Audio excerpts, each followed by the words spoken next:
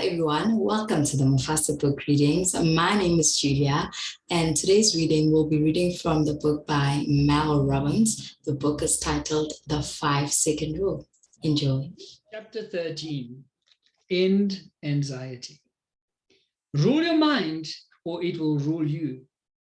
Quote by Horace. Anxiety is what happens when your habit of worrying spirals out of control. As a lifelong anxiety sufferer, I know all too well the grip it can hold on you and how scary it can feel. I also know how to beat it. Using the 5-second rule in combination with a strategy called reframing is the answer. The key to beating anxiety is understanding it. If you can catch it right as it kicks in and reframe it, you'll stabilize your thoughts before your mind escalates it into full-blown panic. And over time, as you use the 5-second rule over and over, your anxiety will weaken and become what it started out as, simple worries. As you just learned, the habit of worry is easy to break. I think I was born anxious. As a child, my parents said I had a nervous stomach and I worried about everything. I was that kid at camp who was so homesick she had to go home early. As a college student, my face would turn as red as a tomato when I got called on. I relied on liquid courage to talk to hot guys at parties because without alcohol, I'd get stress hives on my neck. The panic attack started in my early 20s when I began law school. A panic attack feels like you're about to have a heart attack and can happen for two reasons. One, because you have something scary to do, for instance, like public speaking, facing an ex, getting on an airplane, and two, for no reason at all. If you've never had a panic attack, here's the best way to describe them. It's when your mind and body have a near-miss experience that's totally out of context. Allow me to explain using a really simple analogy. Normal panic versus panic attacks. There will be tons of times in your life when you will panic and it will be completely normal.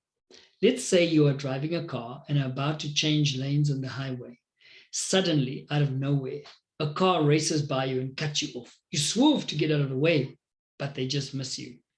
When a near miss happens on the highway, you feel a surge of adrenaline race through your body. Your heart races, your breath speeds up.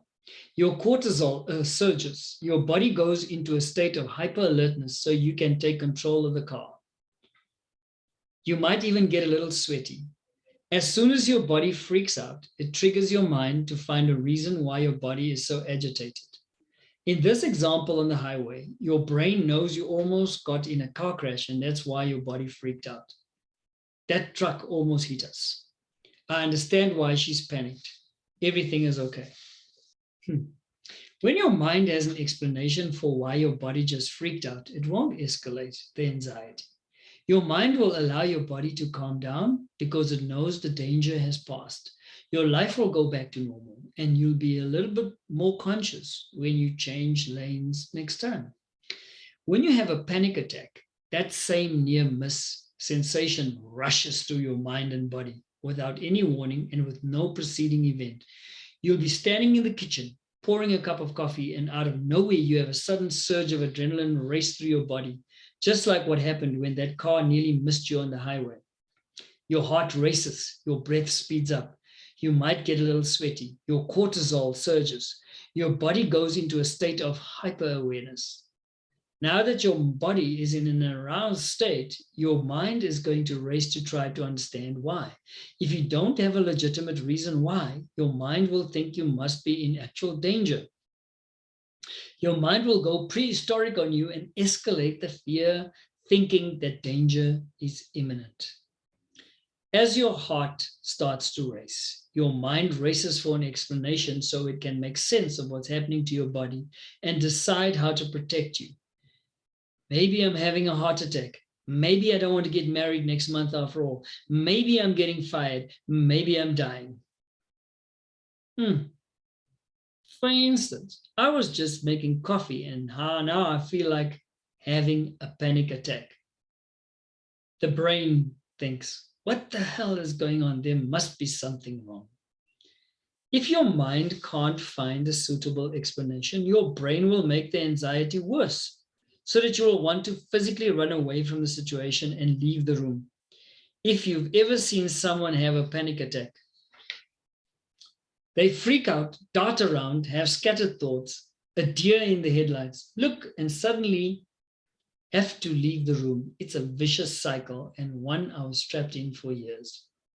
For a long time, I understood neither the difference between normal panic and panic attacks, nor the role that my mind was playing in escalating my anxiety. I went to therapists and tried all kinds of cognitive techniques to try and stop myself from panicking. It got so bad that I became afraid of the panic attacks themselves, and that fear, of course, just made me have more panic attacks. Finally, I just medicated myself with Zoloft, which is a miracle drug. Zoloft worked wonders for me for almost 2 decades. And if you are in a hole you can't climb out of, get professional help and possibly drugs.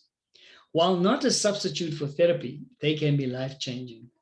I assumed that I would just take Zoloft for the rest of my life. And then we had kids, and all three of them started to struggle with their own form of anxiety.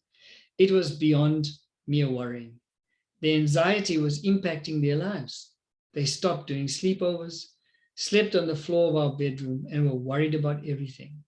Oakley called his panicky state Oliver, and our daughter Sawyer called her anxiety a what-if loop. She once turned to me and said, "It's like there's this what-if loop in my head, and once I start thinking about all the what-ifs, I get stuck thinking about all the what-ifs, and I can't get out of it because there are always what-ifs." I knew how scary it was to suffer from it, and it was downright heartbreaking to see our kids struggling and afraid. It was very eye-opening and frustrating trying to help them deal with the anxiety because nothing worked. We went to specialists and tried all kinds of techniques. We set up games with prizes for them to face their fears. It just seemed to get worse.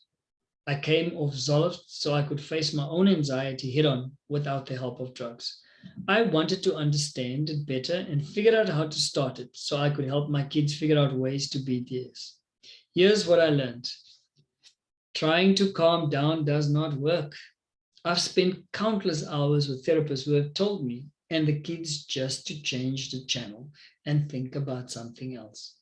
That works if you're merely worried, but on its own, that strategy doesn't work for full-blown anxiety. And there's a reason. When you feel anxious, you are in a state of physical agitation. When you tell a person to calm down, you are asking someone to go from 60 miles per hour to 0 miles an hour. It's just like trying to stop a freight train by throwing a boulder in front of it. It'll jump the tracks. A study in the journal Behavior Research and Therapy showed that people who naturally try to suppress their unwanted thoughts end up being more distressed by said thoughts. That's right. When you try to tell yourself to just calm down, you make the anxiety worse because you are fighting against it. When you understand how panic works, what it is, and the role your brain has in making it worse, you can beat it. There are two strategies that work incredibly well together. Using the 5-second rule to assert control over your mind and then reframing the anxiety as excitement so that your brain doesn't escalate it and your body can calm down. Here's how to do it. And you've got to read the book to find out exactly what it is. Thank you. Thank you so much for watching our video. Don't forget to like, comment, share to your family and friends, as well as subscribe to our channel and hit the notification bell. Thank you so much. Bye.